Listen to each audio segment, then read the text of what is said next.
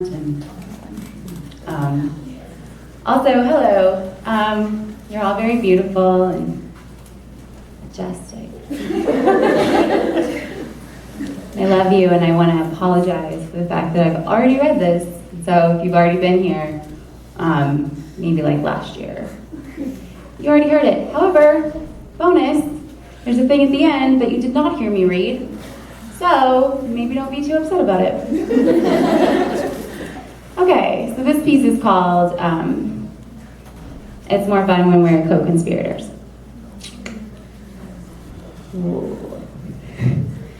A lot of the boys at Matt's house would fuck me, and I'm too stupid to realize that's not a good thing. I want to let Ben, but I know I don't have the guts to do it. We're listening to Dashboard Confessional because I always pick the music. I look around and know that I need to go, but this is better than leaving. This is when I pretend that everything's going to be fine. We're listening to Iron and Wine's Naked As We Came. I'm high, lying on my back on the living room floor. You're standing by the back door, smoking a cigarette with a beer in your hand. Your forehead is resting on your right forearm, which is pressed against the wall by the door. You're singing along and crying because you believe that's us. I'm singing along and crying because I know it's not. I lose the ring you gave me, though not on purpose. You're only mildly offended since you didn't pay for it yourself. I reorganize the pantry because I can't reorganize anything else. Sometimes you do things like tie a red bow onto the kitten's collar, and that makes it a little better, but most of the time you just exist. And I stay, because staying is better than leaving, and I'm pretending this is normal. We're on our way to Lake Tahoe. I hate camping. Everyone knows this and no one cares. I'm in the Tahoe with Emma and her boyfriend. You're following in my car. Jason's driving is making me nervous, but we're not allowed to smoke in the Tahoe. They call it the Tahoe. I'm eating Twizzlers and staring at her hair. We weren't touching when we woke up this morning. It seemed like we were both very careful not to touch. I wanted to press my body against her back and wrap my arms around her waist. I wanted to wake her this way. She offered to let me shower first, and I declined. I wanted to watch her get out of bed. I thought about the night before. She turned on the water and got a towel from the closet. I wanted to stay there in her old bedroom. Her parents' house smelled like a cabin full of clean clothes and fireplace memories. The staircase leading up to the second floor was narrow and steep. It was hard to navigate quietly last night. I wondered what she would wear. I checked my reflection in the mirror over the dresser. I could smell her shampoo. I swear to God, if anyone has water, I will kiss you on the face. I have like one tiny sip of water. I'm expecting a kiss on the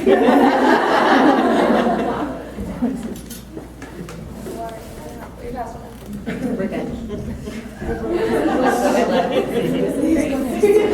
Thank you. I was really prepared for this. There's the caravan of us. I've never been to the lake. I wish you weren't with us. I thought I wanted to be with Ben instead of you, not that I have a choice, but then last night happened. I realized I don't know who I am anymore. That's dramatic. We stop at a gas station and you disgust me.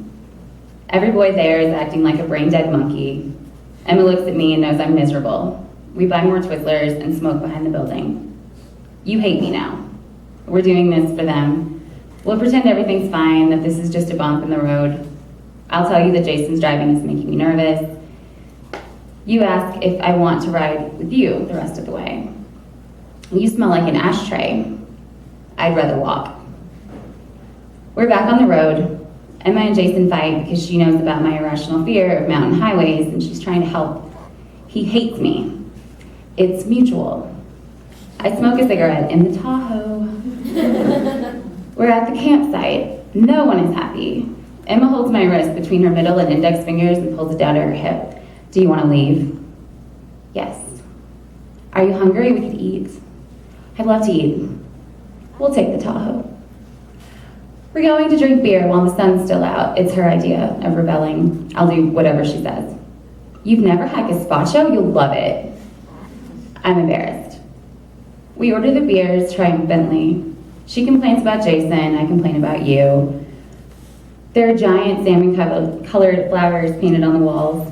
We had to walk upstairs to get here too, but the restaurant doesn't smell like her parents' house. But I still don't want to leave. We're back in the Tahoe. If I see you again, I'll probably die.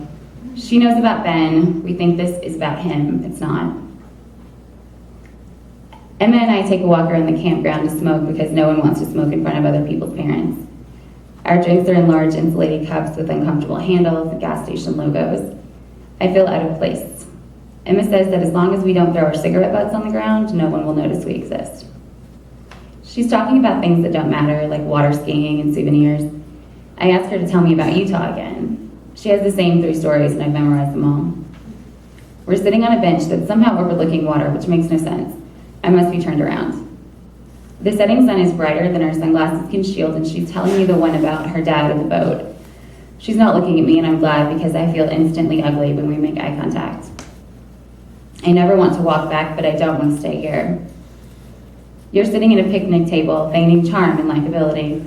When Emma and I walk up, everyone looks slightly disappointed and judgmental, or maybe I'm projecting. Jason motions for Emma to come sit on his lap, and for no real reason at all, I think I might throw up on everything that's ever been. She obliges, and it's just me now. You and I make eye contact briefly, and I put my cup in the dirt near the camper. I'll wash my face and drink some water. You'll hand me a plate when dinner is ready, and I'll pretend to care. The sun will go down for hours.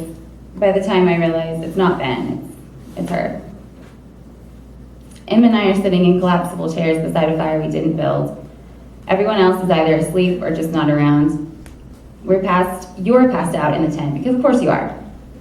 I'm angry at you for, among other things, not being able to drink the way that I can. I feel superior to you in that way, in a lot of ways. I check my phone for texts, but Ben hasn't sent any. I must not have service here. She asks if I want to have an affair with Ben, if I'd actually do it, or if I'm just flirting. I tell her I don't know, and that's not a lie. I don't really know anything now about myself because the entire exchange with Ben is so unlike me that I think I must never have known me. Like I'm scared of myself, too scared to even tell anyone that I'm scared. I feel nervous, the feeling of not doing something as opposed to anticipating it or dreading it, an uncomfortable silence with words. The 4 of us share a tent. Emma and Jason have a cot and an inflatable mattress. We have a sleeping bag. It's a sizable tent, it's theirs. I feel weird being in the same space with them like this. Jason makes me uncomfortable anyway, so this isn't new, but it doesn't matter because I've had so much to drink that I fall asleep without deciding to. You and I are the only ones still in the tent when I wake up, the only ones still asleep, period. This is embarrassing. Sleeping late makes me feel like a child, lazy. Emma is grinning from a picnic table when I crawl out of the flat. Jason is talking in a voice loud enough to reach the main road, maybe even the lake itself. Sometime between salmon-colored flowers and this moment, she's moved on. Yesterday is behind her. Before I've stood upright and completely exited the tent, I grip my resentment tighter, like it's a tangible thing, and letting go would invalidate the work I'd put into crafting it in the day before, / the past 4 years. I hope you don't wake up until I found the coffee.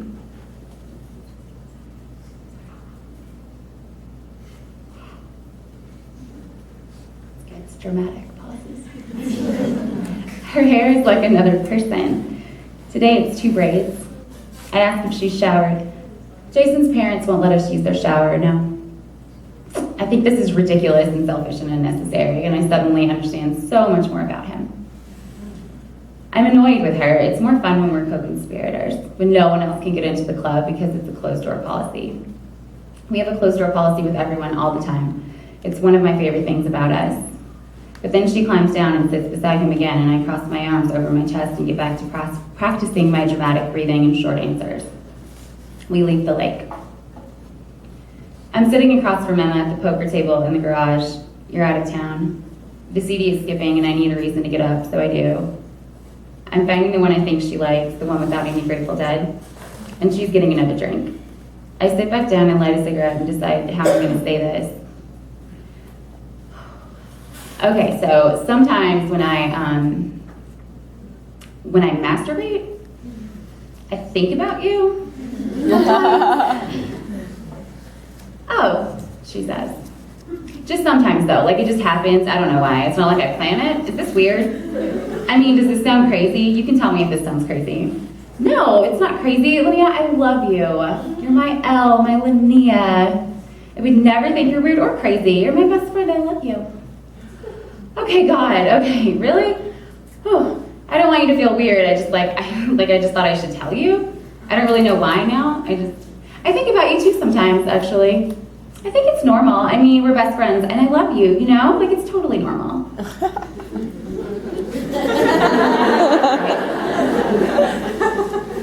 I'm taking a drink now. If this drink could be endless, I'd never have to say anything else. But it isn't.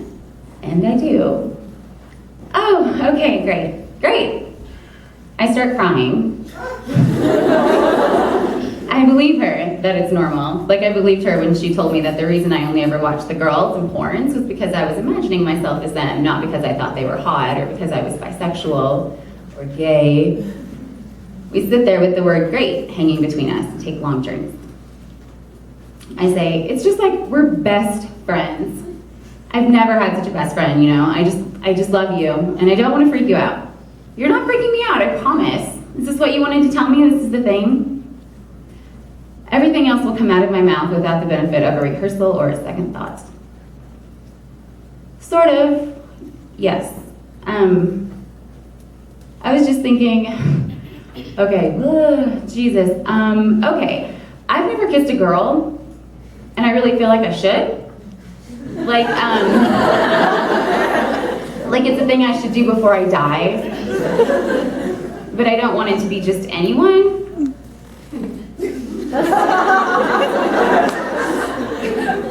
But how would I even find someone to ever kiss? Right? Oh, I don't even know what I'm trying to say. No, it makes sense.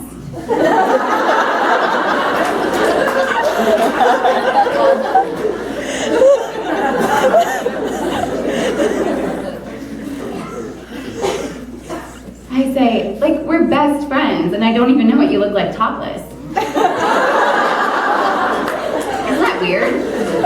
I know everything else about you, but I don't know what you look like without clothes on. It just seems weird. I mean, I know it's not weird. Do you know what I mean? Yeah, no, that makes sense. You're right, it's weird. I can take my shirt off. Is that what you wanted? I've never kissed a girl either, actually. I mean, you know that. I'm just saying. You would? I would what?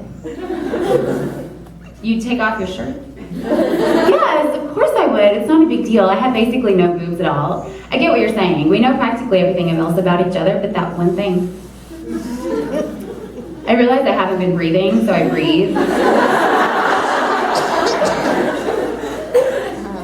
And asks if I would take off my shirt if she takes off hers. I hadn't considered this step. Would I? Jason's been asleep inside on the sofa for at least an hour, and suddenly he seems more real. How fast can two girls put their shirts back on after hearing a doorknob start to turn? Do you want me to? I mean, yes, I would. I will. She says okay and takes off her bra first. I'm following her lead. I think to myself, this is probably how she does it for boys too, and then I can't stop thinking about that. That I'm seeing a thing only boys get to see. Her t-shirt makes a small pile with her bra on the table. I hold mine in my lap. I'm trying not to stare until I remember that the whole point is to look. She laughs a little, but not at me, just at this, I think. I ask if we should kiss. Yeah, okay. Should we stand up? Probably. We're the same height, so everything on me is about to meet the same thing on her. And I wonder how I've never noticed this. We're standing topless 3 inches apart in the middle of a dark garage on a cul-de-sac in suburban California, and I don't know where to put my hands. Where should I put my hands? Where do you want to put them?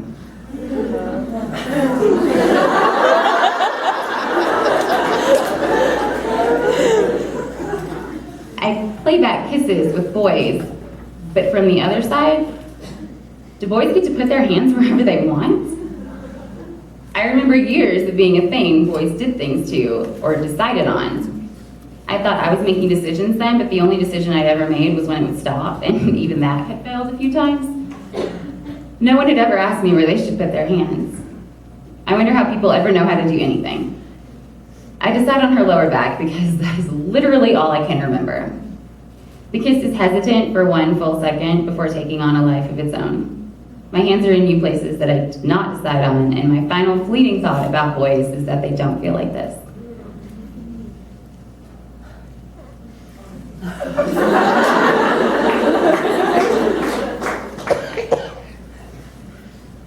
We were sitting across from each other at the poker table in the garage, and I'm telling you what happened that night with Emma, but not in detail and not in its entirety.